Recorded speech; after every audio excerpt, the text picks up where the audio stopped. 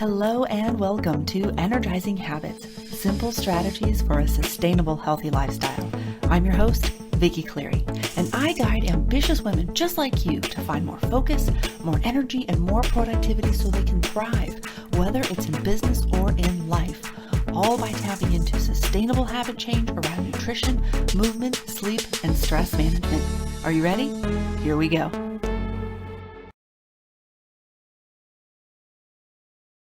Hello and welcome back, my ambitious friends. It has been a chilly day, chilly week so far, chilly past couple of days here in Kansas, hence the sweater and of course the heater's been cranked. So hope you're staying warm wherever you are. This episode is the second in my 4-part series, Plan Your Health and Wellness Like a Project Manager. Ambitious women like us tend to set big, ambitious goals and dream big. And then, of course, our business activities take over our time and we lose sight often of our health and wellness. This is when our bodies and our minds tend to suffer until we just get so tired of being tired that we decide to do something. And this process usually starts then with us setting a goal. So if you need support in that, you can still check out my masterclass Resolution Revolution, easy for me to say. The link for that is down below. So go and check that out if you have not yet set a goal for this year, right? Not a resolution, because it is so much more impactful. We're tracking, we break it down the whole bit. So check that out if you still need support in having a goal. But from there, you take it and break it down into a quarterly action plan.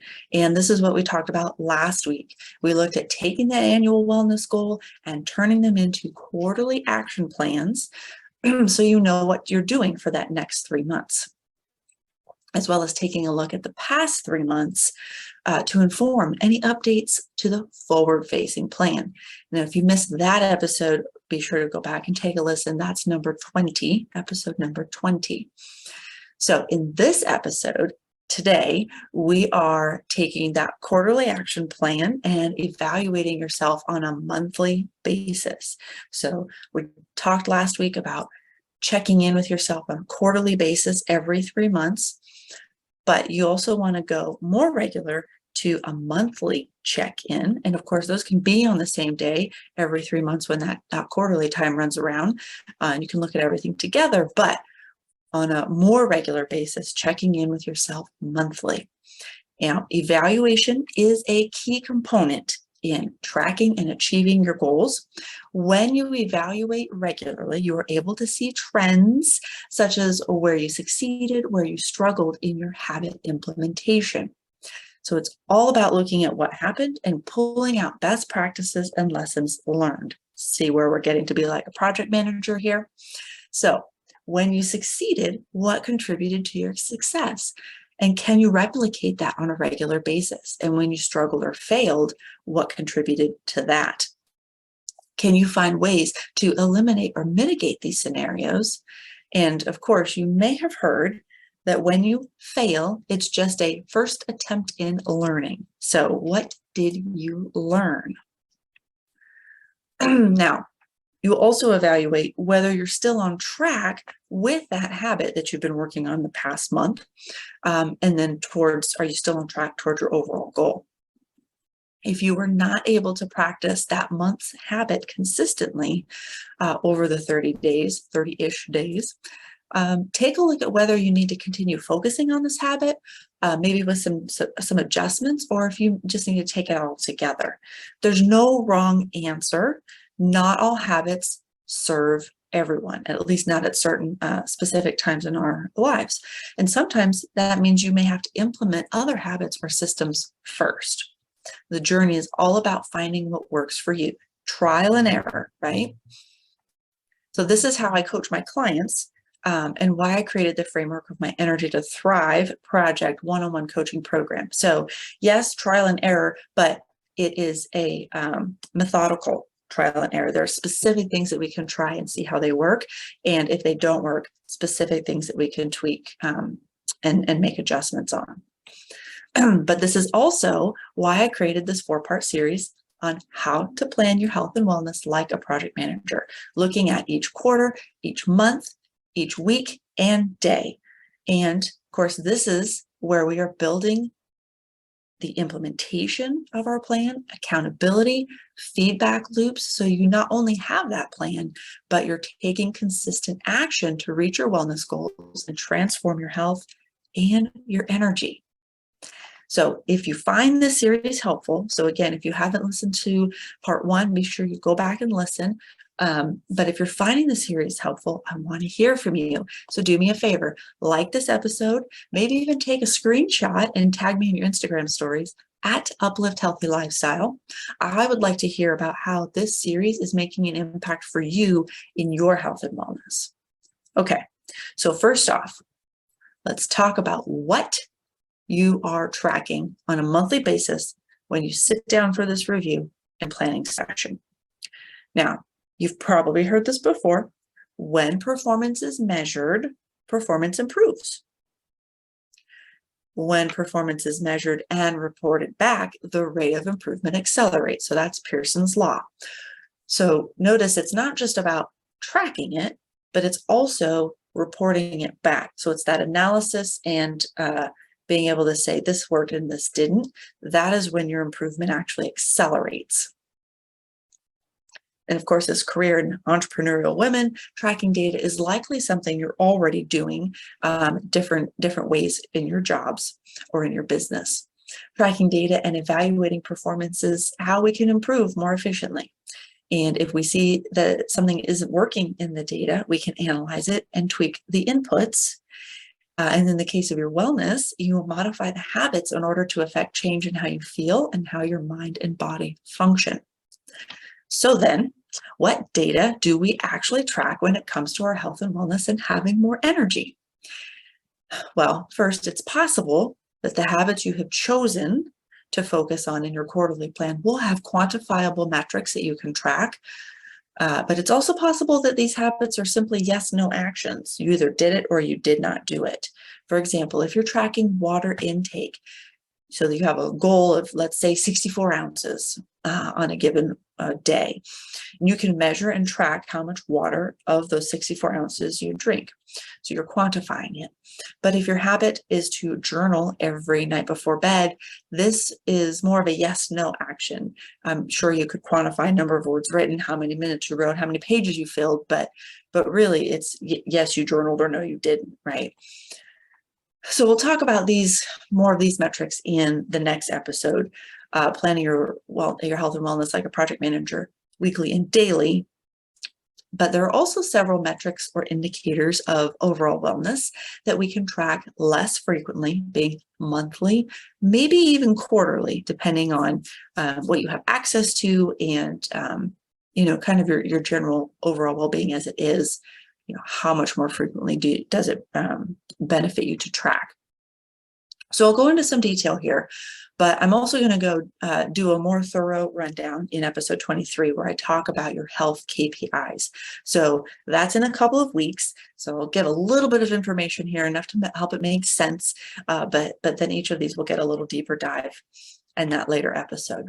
So here are the things that you might consider tracking on a monthly basis. And when it comes to working with my clients, I try to get as much of this information as possible on this regular basis, because all this data helps to feed what we're looking at, right? How we're analyzing your health and wellness. So the first thing is your blood pressure, right?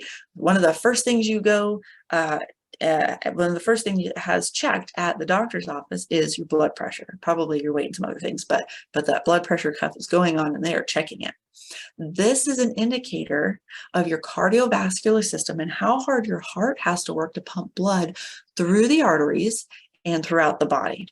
So checking your blood pressure, easy for me to say, actually looks at the force of blood pushing against the blood vessel walls. So there's a good graphic visual for you. So why would we check it on a regular basis? Well, high blood pressure can be caused by many of the poor habits that we are trying to update, right? Those things that we're trying to improve in our lives likely are affected or negatively affecting your blood pressure or negatively affecting your health and can be kind of tracked via your blood pressure. So knowing the state of your blood pressure can give us an indication on whether we need to dig deeper into your habits. And like I said, we'll go a little more, I'll explain a little bit more on some of the causes and whatnot later. But one key thing to know here is that one of the most known causes of high blood pressure is stress. We've talked about stress a lot in the past episodes, and we'll probably talk about stress a lot more going forward. As ambitious women, we tend to know stress a little too well, don't we? Stress triggers our sympathetic nervous system and produces adrenaline and other stress hormones. As your heart rate increases, there is improved blood flow to the brain, to the muscles, but it also thickens the blood to increase clotting. It's part of that stress response, that sympathetic nervous response. So when you're checking your blood pressure, you're going to see two numbers, right? So as you're actually starting to analyze it, two numbers, your systolic and your diastolic. Systolic is the pressure when the heart beats, and the diastolic is when the pressure or when the heart rests, so in between beats.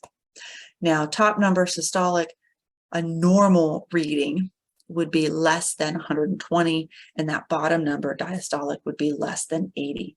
Now, if your numbers start to go higher, you start entering into the pre-hypertension and hypertension ranges. And if you're getting there, and sometimes you might get there and then come back down, but if you're staying up there, which is why checking on a regular basis is kind of helpful, if your pressure isn't coming down, and it's not a temporary blip, then this is a good idea to talk to your doctor about what could be causing it. And now, if you can manage your blood pressure with your healthy lifestyle, most likely you won't have to go on blood pressure medication, but this will be a conversation for you to have with your doctor. And if you've been tracking it on a regular basis and not just that one time a year when you go to your annual visit, you can have more data to actually feed that conversation, especially if you're concerned about it, right?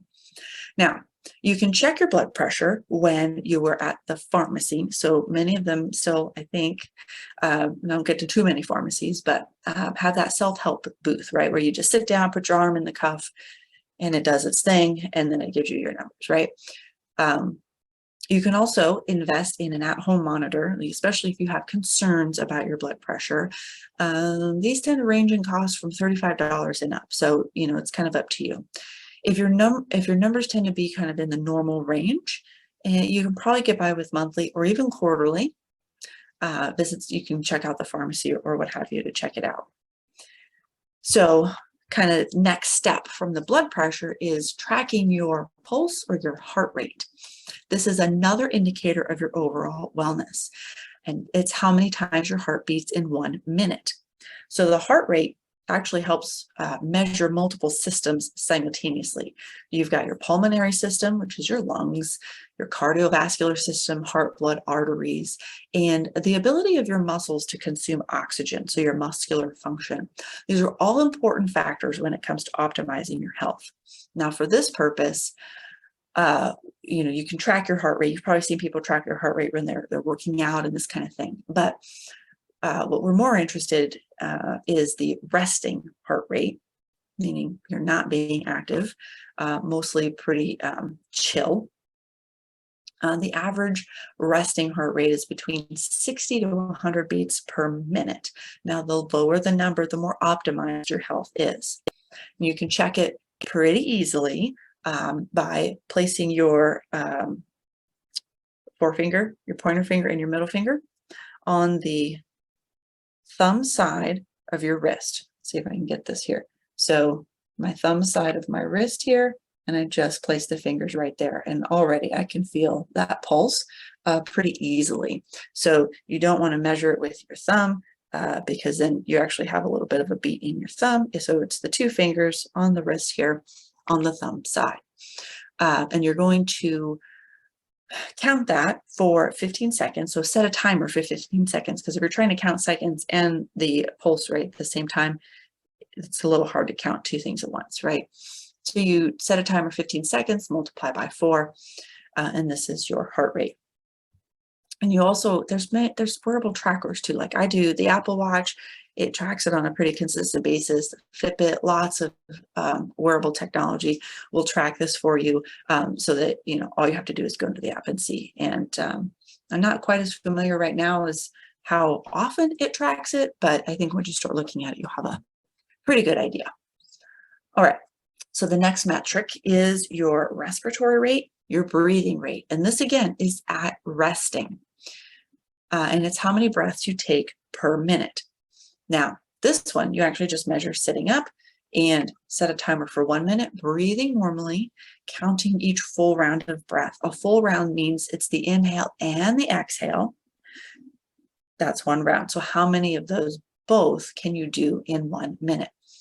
And again, some wearable tech devices will track this for you, but the healthy adult respiration rate is between 12 and 20 breaths per minute.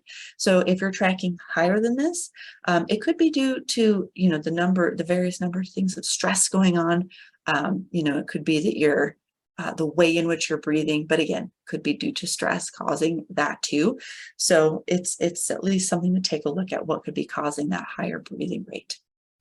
Could also be because you just ran a whole bunch, right? Like that's why it's at resting. All right, the next one is your oxygen saturation, SpO2. Now this measures the amount of oxygen in your red blood cells. So having the right mix is vital for your health. This is measured using a pulse oximeter, and I was going to have one. I'll have it for the next the episode where we get more deeper into the data. But you just slip it over your finger. It's a relatively inexpensive device. I don't even remember what I paid for mine, $5, $10 perhaps. But you just slip it over your finger. When I was at the doctor last, they did it too. So they're checking it as well. But again, more often checking it monthly, quarterly, gives you your trends, right? Now, the normal reading here is around mid-90s to 100%. So if you get a reading below 90%, this is considered low, and that could be a sign of a health issue, and you should see your doctor. Now, on a monthly basis, so moving on from SpO2, on a monthly basis, it's also good to review your sleep data, the trends, and your activity levels. So we're going to talk about those a little more in detail on the weekly and daily basis, because I want you to be tracking those more frequently than monthly. But on the monthly basis, you want to take a look at the trends on that higher view, right? And also, depending on your goals, you may want to weigh yourself. You may choose, depending on your goals, to weigh yourself once a month or even quarterly. Now, if someone has a specific deadline, they're trying to hit a weight loss goal, then I might say you might look at it weekly. But I try not to, long-term have my clients weighing themselves weekly. I went through a period where I was weighing myself way too often to probably be considered, mentally healthy. So again, trending on a number on a regular basis, such as your weight, is not necessarily something positive to fixate on. So anyway, you may choose to look at that monthly or quarterly. Okay, so those are the types of things that you will want to track, look at, and compare from month to month. You don't necessarily have to do them on a more regular basis, although you can. There's nothing saying you can't, right? Now, let's then talk about where are you tracking, right? So we talked about what you're tracking. Now, where are you tracking it? So once you've identified what you're going to be tracking, all those various numbers and data points, you'll need to decide where you want to store this information. And you want your tracking system and documents in a central place, right? You don't want to have to be going over and pulling this in and pulling that in. You want to consolidate it as much as possible so that when you sit down on a monthly basis, it's easy to input, it's easy to analyze. Yeah, so you don't have to bounce all around between different files and applications. Now, depending on what you're using for your trackers, yes, you're going to have to get some different data points that way, but where are you ultimately storing it? Now, this could be a notebook, so simple pen and paper, right? Just keep it real manual. You could use a spreadsheet. You could even use a project management tool like Trello, and some of it depends with Trello. It really kind of just depends on how you're actually setting your board up to track. Are you consistent in getting in? Because there's lots of really cool ways to use Trello to track, and really any of these ways you can create something really cool to track. But the key is, are you doing it consistently? Are you getting in there, putting the data in and analyzing it? So making sure it's easy and that you can stick with it. Now consider each metric and the frequency you're going to be tracking it. How are you going to organize the data in a way that is easy for your brain to process and understand? So this is why I say that.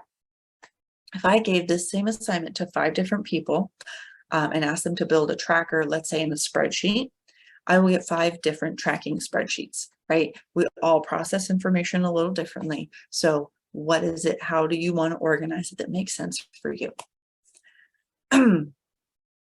So once you understand or have decided where you're going to store and track this data, now we can actually talk about that monthly evaluation and planning session. So we're ready to review our month. It's important, so important to set this time aside each month so that you can review the data and see how you're progressing towards your goals, right? These goals are important to you. You wouldn't have gone through the effort to set them and do all this planning. You want to be able to track how you're doing against them. So when you sit down, you're going to start by going back to your annual goal. What was it? Why was it, right? Why did you set that as your goal? And then take a look at your quarterly plan. So this reminds you where you've been the last 3 months, right? And then if it's at the time that you're actually also doing your quarterly plan, you'll be setting that next 3 months plan. But in between, you're just taking a look at what that quarterly plan was for the quarter that you're in.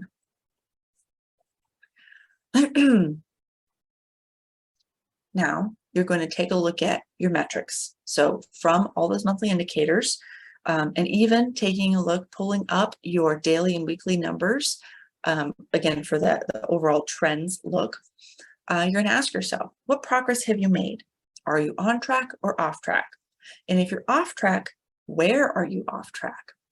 And then take a look at the month from the standpoint of consistency. So in taking action, do you see patterns of consistency or inconsistency?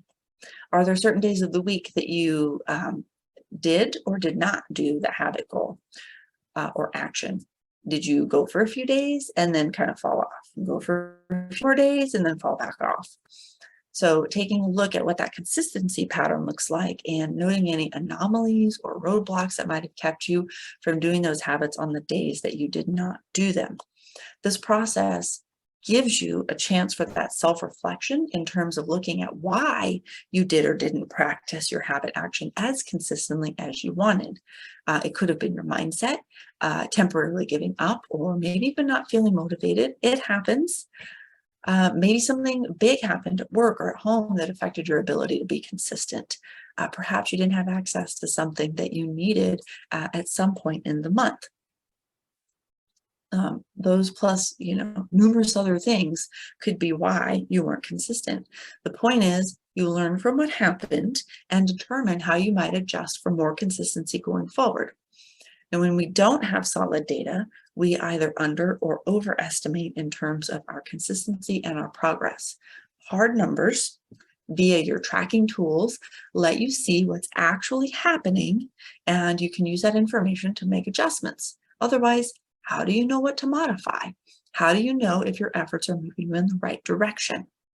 So just as with the quarterly review, you want to ask yourself, what worked? What didn't work? What roadblocks did you encounter? What support did you have or not, right? What do I need to modify? And do you need to continue focusing on any habits to create better consistency and better integrate? So, depending on what month you're in, if your quarterly plan, if you're in month 1, do you need to stick with that month 1 habit because it just, you you weren't as consistent as you want, and you want to be able to focus on a little bit more, right? So you can decide, do you stay here with the month 1 habit, or do you move on to month 2? Do you wait, focus maybe a week or 2 on the month 1 habit before starting month 2? You get to decide. But it's all about being honest with yourself about, what you're going to gain out of doing it. You're modifying the plan, but also, like, if you give yourself another 2 weeks, can you make it happen? Then we're going to look at what makes sense to focus on next. So this starts to guide us into the planning for the next month.